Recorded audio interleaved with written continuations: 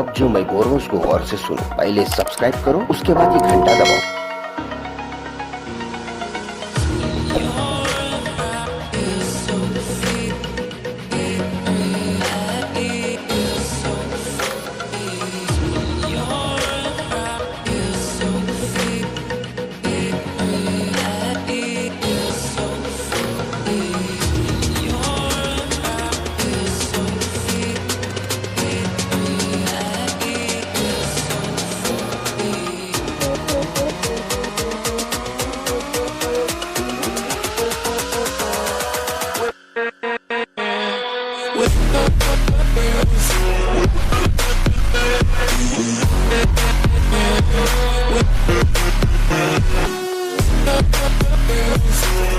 अब जो मैं बोल रहा हूँ उसको गौर से सुनो। पहले सब्सक्राइब करो, उसके बाद ये घंटा दबाओ।